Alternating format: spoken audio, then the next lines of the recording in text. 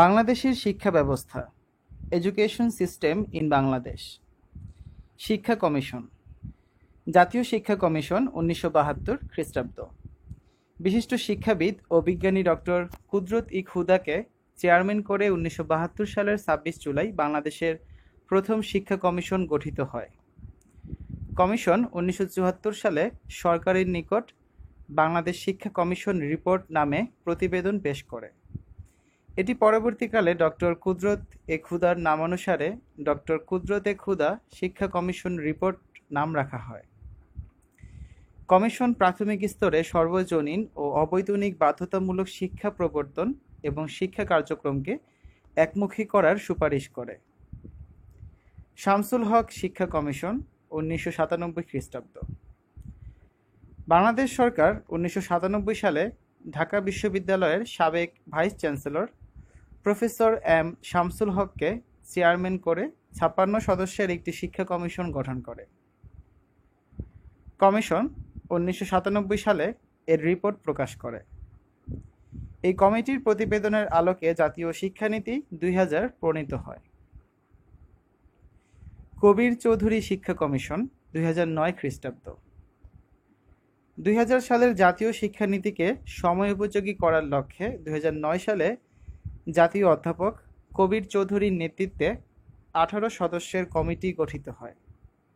এই কমিটির সুপারিশের আলোকে 2010 সালে নতুন জাতীয় শিক্ষানীতি প্রণীত হয়। এই শিক্ষানীতিতে বাংলাদেশের শিক্ষাকে 3টি স্তরে ভাগ করার সুপারিশ করা হয়, যথা প্রাথমিক স্তর 1ম থেকে 8ম শ্রেণী, মাধ্যমিক স্তর 9ম থেকে দ্বাদশ শ্রেণী এবং উচ্চতর স্তর স্নাতক থেকে পরবর্তী পর্যায়ের শিক্ষা। শিক্ষার স্তর, বাংলাদেশের শিক্ষা ব্যবস্থা 3 স্তর বিশিষ্ট, যথা প্রাথমিক শিক্ষার স্তর, যার মেয়াদকাল হচ্ছে 1ম থেকে 5ম শ্রেণী এবং বয়সসীমা 6 থেকে 10। মাধ্যমিক, এর ভিতর আছে আবার নিম্ন মাধ্যমিক 6ষ্ঠ থেকে 8ম শ্রেণী, বয়স 11 থেকে 13। মাধ্যমিক 9ম থেকে 10ম শ্রেণী, বয়স 14 থেকে 15 এবং উচ্চ মাধ্যমিক একাদশ ও দ্বাদশ শ্রেণী, বয়স 16 থেকে 17। তারপর আছে উচ্চশিক্ষা বা বিশ্ববিদ্যালয়, স্নাতক, স্নাতকোত্তর, পিএইচডি, বয়স 17+। পিএইচডি এর পূর্ণরূপ হচ্ছে ডক্টর অফ ফিলোসফি। শিক্ষা প্রশাসন, শিক্ষা প্রশাসন ও ব্যবস্থাপনার কাজে বর্তমানে সর্বোচ্চ পর্যায়ে 2টি প্রতিষ্ঠান দায়িত্ব পালন করছে, যথা প্রাথমিক ও গণশিক্ষা মন্ত্রণালয় এবং শিক্ষা মন্ত্রণালয়। প্রাথমিক শিক্ষা নিয়ন্ত্রণকারী মন্ত্রণালয় হল প্রাথমিক ও গণশিক্ষা মন্ত্রণালয়।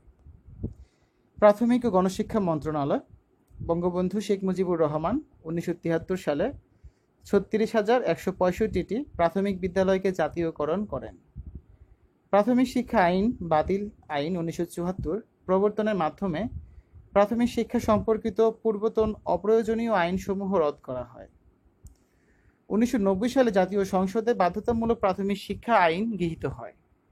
সর্বজনীন প্রাথমিক শিক্ষা বা সকলের জন্য প্রাথমিক শিক্ষা নিশ্চিতকরণ, প্রাথমিক শিক্ষার কাঠামোকে শক্তিশালীকরণ এবং নিরক্ষরতা দূরীকরণের লক্ষ্যে 1992 সালে প্রাথমিক ও গণশিক্ষা বিভাগ PMED, primary and mass education division সৃষ্টি করা হয়। 1 জানুয়ারি 1992 দেশের 68টি উপজেলায় বাধ্যতামূলক প্রাথমিক শিক্ষা কার্যক্রম চালু করা হয়।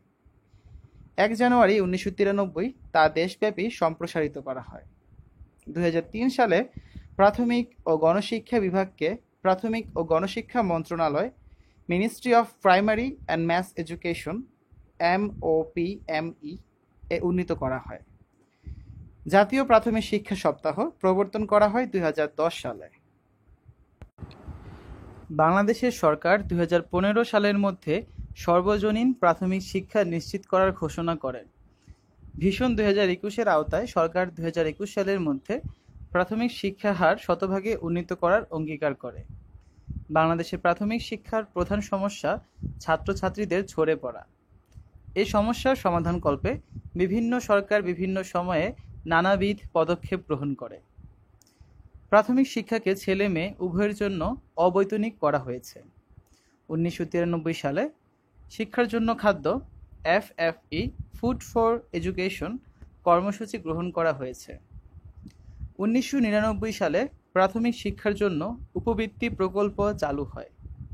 বর্তমানে যে পরিবারে একজন শিক্ষার্থী আছে সে পরিবারকে মাসে 100 টাকা, 2 জনের পরিবারকে 200 টাকা, 3 জনের পরিবারকে 250 টাকা ও 4 শিক্ষার্থী বিশিষ্ট পরিবারকে মাসে 300 টাকা দেওয়া হয়। প্রাথমিক বিদ্যালয়সমূহের 100% শিক্ষার্থীকে এ প্রকল্প কর্মসূচির আওতায় আনা হয়েছে। প্রাথমিক ও গণশিক্ষা মন্ত্রণালয়ের অধীনস্থ অধিদপ্তর বা সংস্থাসমূহ নিম্নরূপ: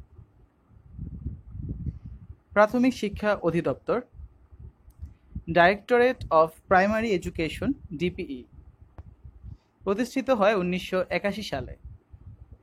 এটি প্রাথমিক শিক্ষা বাস্তবায়ন এবং প্রাথমিক সহকারী শিক্ষক নিয়োগকর্তার দায়িত্ব পালন করে। বাংলাদেশের সরকারি প্রাথমিক বিদ্যালয়গুলোতে প্রথম শ্রেণী থেকে বাংলা, ইংরেজি ও গণিত এবং তৃতীয় শ্রেণী থেকে ধর্ম বই পড়ানো হয়।